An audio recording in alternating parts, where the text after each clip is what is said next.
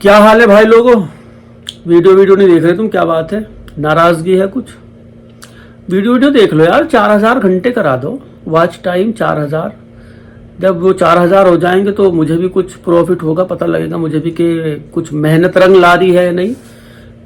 तुम तो देखते हो तो किसी और के पास ही भेज दिया करो, शेयर वेयर कर दिया करो, वो भी देख लेंगे, कुछ टाइम तो उनका भी बढ़ेगा। खैर, हम अपनी कहानी पे आते हैं। कहानी जरा विस्तार से। उत्तर प्रदेश का मुरादाबाद में एक गांव पड़ता है दरियापुर। आज ये एक ऐसी कहानी है, जब मैंने इस कहानी के ऊपर रिसर्च किया तो मैं भी सोचने लगा यार कि कितनी हिम्मत हो जाती है लड़कियों की कि शादी के बाद भी वो लड़कियां इस तरह की हरकतें करती हैं। कितनी हिम्मत हो जाती है इनकी। जब आप भी ये कहानी सुनोगे आप भी सोचने समझने में मजबूर हो जाओगे। ये ऐसी कहानी है। उत्तर प्रदेश का मुरादाबाद का एक गांव पड़ता है दरियापुर। 10 अक्टूबर 2024 की बात है। दरियापुर गांव में एक किसान रहा करते थे, हरपाल सिंह इनका नाम था। 3 इनके बेटे थे। एक बेटा था गौरव कुमार, एक सौरव कुमार, एक राहुल कुमार।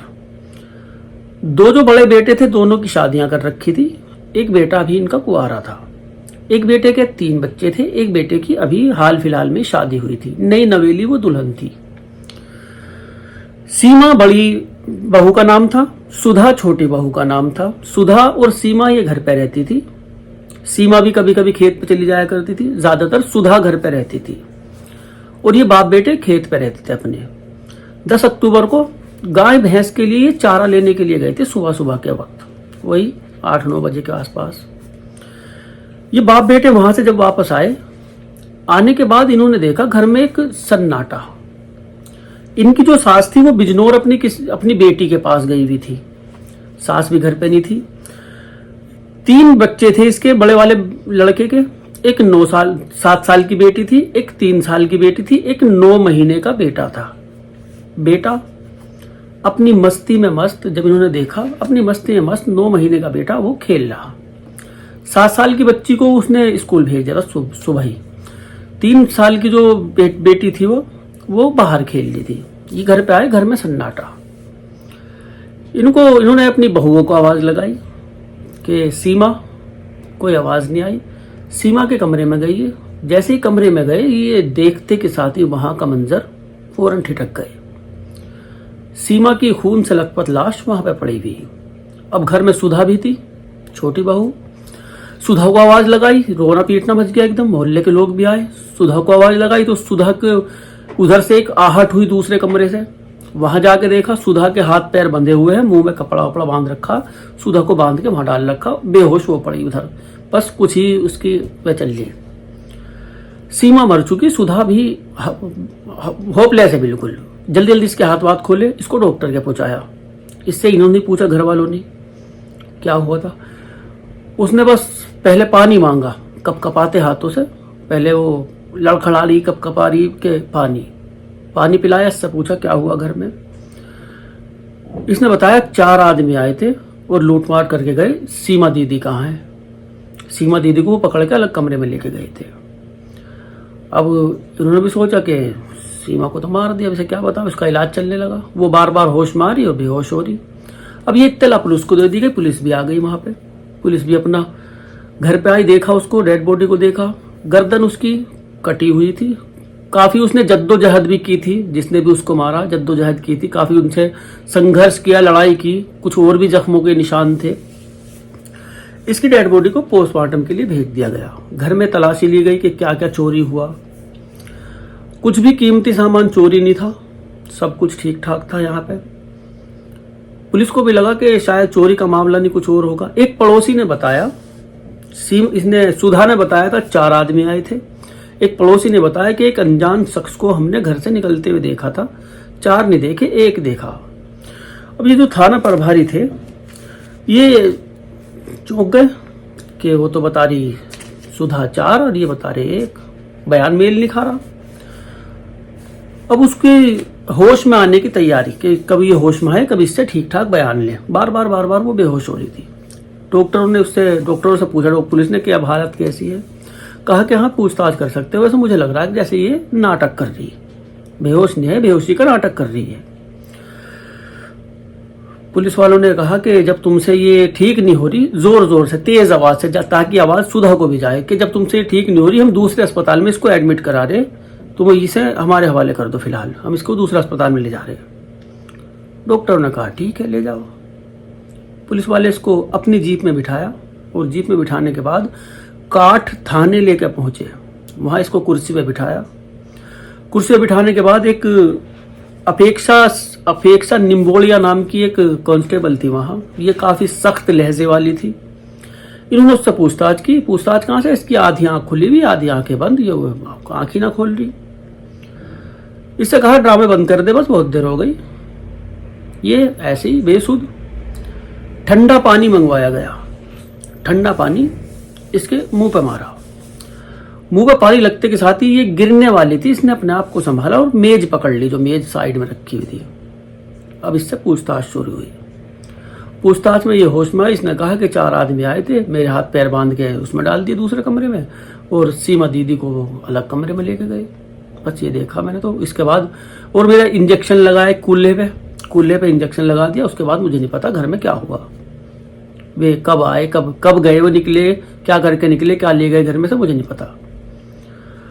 अब इसके जो ये अपेक्षा सिंह जी थी, इन्होंने और सख्ती की इसके ऊपर कि सही बता घर में कौन आया था। अपेक्षा की जो मोबाइल था उसके नंबर की कॉल डिटेल भी निकाल ली थी, जिससे ये लंबी लंबी बातें करती थी। ये भी पता लग चुका था कि किसी से लंबी लंबी बातें करती है। इसने जबान खोली तो इसने बताया कि इसका ही प्रेमी आया था और प्रेमी ने और इसने मिलकर अपनी जेठानी को मारा। वजह क्या थी, कहाँ क्यों मारने की नौबत आ गई। अभी कुछ ही महीने पहले इसकी शादी हुई थी। पुलिस ने पूछताछ की। पूछताछ में पता लगा कि अपने पति से इसकी बनती नहीं, ज्यादा मायके में रहती थी, ससुराल में कम रहती थी। इन्हीं बातों को लेकर घर में लड़ाई झगड़े होते थे, दोनों में ना इत्तेफाकियां थी। अभी आई भी थी, उस दिन भी ऐसा ही हुआ। सीमा ने कहा, बड़ी वाली बहू ने, कि बच्चा तो खेल रहा, बेटी स्कूल गई हुई और एक बेटी बाहर खेल ली, वो मैं जंगल होके आ रही। ये जंगल चली गई। जैसे ये जंगल गई उस दिन, कुछ देर बाद ये वापस आ गई।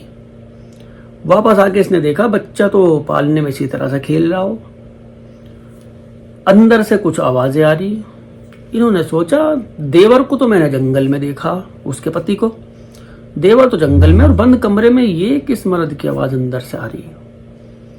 उसने वो दरवाजा खटखटाया, ये बाहर निकल के आई। बाहर निकल के आके सीमा को पकड़ा, दूसरे कमरे में ले गई। वो दीदी मैं समझा रही हूँ, कौन है अंदर, यूं बता। वो पूछने लगी अंदर कौन है। वो कोई नहीं है, मैं बस समझा रही तुम्हें। वो लड़का भी निकल के आ गया, इन्हीं के गाँव का था वो। इसको भी समझाया सीमा ने, उसको भी समझाया कि ये बात मैं देख अब तो दबा लूंगी, लेकिन तू देख अब अपने ससुराल में है, ये चीजें छोड़ दे। शादी से पहले ही ये चीजें अच्छी लगती है, शादी के बाद अब तू किसी और की हो गई और तू यहां तक बुला रही है इसको, ये गलत बात है। इसने माफी मांग ली, गलती हो गई, आइंदा ऐसी गलती नहीं होगी। 8 दिन पहले, ये 4 अक्टूबर की ये बात है, जब इनको इसने पहली बार देख लिया था देवरानी ने। वो लड़का भी अपने घर चला गया, सीमा ने भी माफी मांग ली अपना। इसने किसी से बताया भी नहीं, जेठानी ने किसी से बताया भी नहीं, ताकि घर बना रहे, ना टूटे, ना इनकी लड़ाई झगड़े हो, इस तरह की बातें ना हो। इसने किसी से जिक्र नहीं किया, अपना चुपचाप काम में लगी रही। शादी के बाद फोन पे लगी रहती थी, हमेशा फोन पे लगी रहती थी। जेठानी भी देखती थी कि बात उससे ही कर रही है, अभी ये मान ही नहीं है, अभी भी ये करेगी जरूर कुछ ना कुछ। जब ये जंगल चले जाया करते थे तो ये उसको बुला लिया करती थी, वो आ जाया करता था। आने के बाद अपना पाप की गंगा में गोते लगा के अपना इश्क जवान करके वो निकल जाया करता था। उस दिन भी ऐसा ही हुआ। सुधा नहा रही थी, नहाती हुई को इसने आवाज दी कि मैं जंगल जा रही, बेटे का ध्यान रखिए। इसे मैंने दूध पिला दिया, अभी कुछ देर तक तो दूध मांगने का नहीं हो, अगर मांगेगा तो पिला दिया दूध इसे, वो जल्दी निकल, अरे बच्चों का ध्यान रखिए। एक बेटी बाहर खेल रही है, उसे मैंने स्कूल भेज दिया, एक बच्ची को स्कूल भेज दिया था, एक बाहर खेल रही थी, और एक ये अपना बेटा पालने में झूल रहा। ये बाथरूम से आई निकल के, अपना सीमा गई बाथरूम में, कुछ देर उसने भी लगाई, कुछ देर के बाद अपना ये जंगल चली गई। जंगल जाने के बाद इसने अपने प्रेमी को बुला लिया वो गांव में ही टहल रहा था, वो आ जाता था वो पहले ही गांव में, इतने वो इधर उधर टहलता रहता था इसके फोन के इंतजार में कि कब ये सिग्नल दे और कब ये घर के अंदर दाखिल हो। ये आ गया। आने के बाद इसके लिए सुबह का जो नाश्ता था वो नाश्ता कराया, सुबह सुबह का ही वक्त था, इसको नाश्ता वास्ता कराया, कमरे में बिठाया, बाहर को झांक के देखा कोई है तो नहीं, कुंडी लगा ली। तभी कुछ देर के बाद ये सीमा आ गई। सीमा आई तो कुंडी खुलवाई उसने पहले, सुधा ने कुंडी खोल दी, ये अंदर घुसी, अंदर जाके देखा, शक हुआ कि अंदर कौन है, तूने फिर बुला लिया। इसे समझाने लगी, वो अंदर ही छुपा हुआ, ये इसे अलग समझा रही बाहर की तरफ सहन में कि देख ऐसे नहीं, ऐसे करते हैं, घर परिवार इस तरह से चलते हैं, किसी को पता लगेगा तेरे घर की भी बेइज्जती होगी, हमारे यहाँ की भी ससुराल की बेइज्जती होगी और तेरे साथ साथ मेरी भी बेइज्जती होगी, मेरे ऊपर भी इल्जाम लगेंगे, तो ये चीजें छोड़ दे। उसने माफी मांग ली कि आइंदा बिल्कुल नहीं बुलाने की दीदी, आज मेरी गलती हो गई। ये सब कुछ वो भी सुन रहा था खड़ा हुआ। वो बाहर आ गया, निकल गया। बाहर निकल के आने के बाद दोनों को इनके आंखों में इशारे हुए और सीमा को इन्होंने दबोचा। दबोचने के बाद अलग कमरे में लेके गए, हाथ पैर बांध दिए, मुंह बांध दिया। भूस का कोठा है वो जिसमें लेके गए थे, कुछ देर उन्होंने इसको बांध के रखा वहीं। अब ये सोच रहे क्या करें, आज ये सबको बता दे कि आज ये मानने की नहीं, क्या करें इसका। दरांती जिससे घास काटते हैं वो वाली, जिसके दांते निकले हुए होते हैं, वो दरांती भूस के कोठे में ही रखी हुई थी। एक छोटा सा इन्होंने तख्ता सा दीवार में गाड़ा रखा था, उसके ऊपर वो दरांती रखी हुई थी। सुधा ने वो दरांती उठाई, दरांती उठाने के पास इसके गले पर चलाई, वो दरांती से गला ठीक नहीं कटा। चाकू ये जेब में रख के लेके आया था, जो इसका बॉयफ्रेंड था, नीतू इसका नाम था बॉयफ्रेंड का। उस चाकू से इसने गला घोटा, काटा उसका। गला काटने के बाद उसे उसके कोठे में डाल के अपना फिर इसके हाथ पैर बांधे। ये डर गई कि अब क्या होगा। इसने कहा कि तू अब अपने जो ससुराल वाले इनसे बेदखल होने के लिए तैयार हो जा, ये जो हुआ हमसे ये बहुत बड़ा काम हो गया, ये कोई मामूली काम नहीं हुआ। हाथ पैर बांध के इसके वो उसमें डाल गया, इसको अलग कमरे में, इसको अलग कमरे में, और खुद फरार। ये लोग आए, इन्होंने देखा, देखने के बाद इसने ड्रामे शुरू कर दिए। क्या लगता है ऐसी ऐसी कहानी सुन के, क्या ये लड़कियों को बिल्कुल डर खौफ है ही नहीं इस चीज का, किस तरह से अपने प्रेमियों को बुलाती रहती है। एक दो नहीं, ये बहुत सारे मामले ऐसे, बहुत सारे। शादी के बावजूद जब शुरू में इसकी जेठानी ने इसको देखा था शुरू में, तो इसने इसको मुंह बोला भाई बताया था, यूं कहा था कि खैर खबर लेने आया वापस, खैर खबर लेने आया, मेरी मुंह बोला भाई है, गांव का हमारे रहने वाला। इसने फिर भी इसको समझाया था जेठानी ने। वो एक घर गृहस्थी वाली महिला थी, घर चलाने वाली महिला थी, 3 बच्चों की मां बन गई थी। वो बेचारे को, एक मासूम को कत्ल कर दिया। ऐसी ऐसी कहानियों से आप लोगों को कैसा लगता है कमेंट में बताना। क्या इसको इस तरह से करना चाहिए था?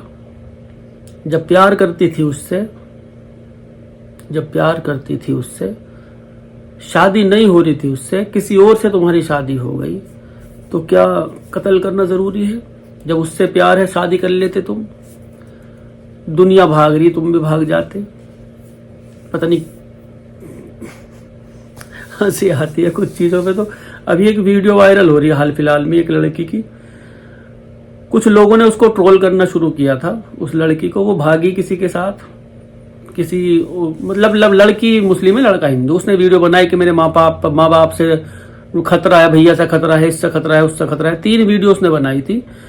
तो एक वीडियो और उसने बनाई, जब लोगों ने उस पर कमेंट किए तो कमेंट इसने पढ़े, इसको लड़कियों को ही गलत बताते हैं जब ऐसी ऐसी हरकतें करती हैं। फिर इसने एक वीडियो बनाई कि तुम्हारी बहन तो नहीं भागी, तुम मेरे बाप को क्यों कह रहे हो, तुम मुझे क्यों कह रहे हो। जो कमेंट कर रहे लोग उनको बोल रही है वो कि तुम्हारे घर से तो नहीं कोई भागी, तुम्हारी बहन तो नहीं भागी, तुम अपनी बहन को संभाल के रखो, तुम दूसरों के फलूदे की कुल्फी क्यों खा रहे हो। इस तरह के उसने बयानबाजी की उसमें वीडियो में। तुम्हें क्या लेना कोई किसकी भाग रही किसकी, तुम अपनी संभाल के रखो। मतलब किसी की भाग रही या रुक रही तुम्हें इससे मतलब नहीं, तुम अपनी संभाल के रखो। और बड़े धड़ल्ले से कह रही है वो, बड़े धड़ल्ले से कह रही है कि मेरे बाप ने मेरी परवरिश अच्छी की, मैं गलत निकल गई, मैं हूं गलत, चलो मैं मान रही गलत हूं, मान भी रही गलत हूं। उन माँ बाप से नहीं पूछते जिन्होंने तुम्हें पैदा किया, बड़ा किया, पाल पोस के तुम्हें इतने काबिल बना दिया। उन माँ बाप के दिल से तो पूछ लो उन पे क्या गुजर रही दुनिया समाज में, वो कैसे रहते हैं, फिर किस तरह से उनकी इज्जत रहती है, कैसे नजर झुका के घरों से निकलते हैं। फिर वो सिर्फ माँ बाप नहीं, भाई भी, बहन भी, बहनों की अगर शादी कर दी उनके ससुराल में उन पे क्या फर्क पड़ता है। एक के काम करने से पूरा परिवार ही तबाह हो जाता है। उनके दिल से नहीं पूछा कभी, उनसे भी तो पूछो, उनके दिल की भी तो देखो, वो क्या चाहते हैं। क्या माँ बाप तुम्हारे हक में कोई गलत करेंगे, गलत सोचेंगे? किसी के माँ बाप भी नहीं सोचते कि उनका बेटा या बेटी की शादी कहीं ऐसी जगह कर दे कि वो परेशान हो। और शादी के बावजूद, शादी करने के बावजूद, अच्छा घर परिवार मिलने के बावजूद भी इस तरह की हरकतें करें तो कहाँ तुम्हारा इश्क, कहाँ तुम्हारा प्यार। इसको प्यार को, इस अय्याशी को प्यार का नाम दे रखा। बस सुधर जाओ, अपने माँ बाप के बारे में भी सोच लिया करो। उनकी भी दुनिया समाज में इज्जत होती है, उनकी भी घर खानदान में इज्जत होती है। वो भी मोहल्ले में 4 लोगों के पास बैठते हैं। तुम्हारी माँ की भी मोहल्ले की पड़ोसन वड़ोसन सहेलियां होती हैं, उनके पास बैठ के वो भी वक्त गुजारती हैं। तुम्हें अंदाजा है उसके बाद वो कैसे जाएंगे उनके पास? तुम्हें अंदाजा है बाप कैसे अपने दोस्तों से नजरें मिला लेगा? कभी भी नहीं मिला सकता बेचारा, जाएगा ही नहीं उनके पास, घर में पड़ा रहेगा शर्मिंदगी की वजह से। काफी वक्त तक, काफी लंबे वक्त तक घर में पड़ा रहेगा। तो अपनी बहन बेटियों का, सबका ख्याल रखें भाई। खुश रहो, आबाद रहो, जहां भी रहो। मिलते हैं अगली कहानी में। और जिसने सब्सक्राइब ना किया हो सब्सक्राइब कर लेना। और ये 4,000 घंटे करा दो, 4,000 घंटे। हाँ, आपकी अति कृपया होगी।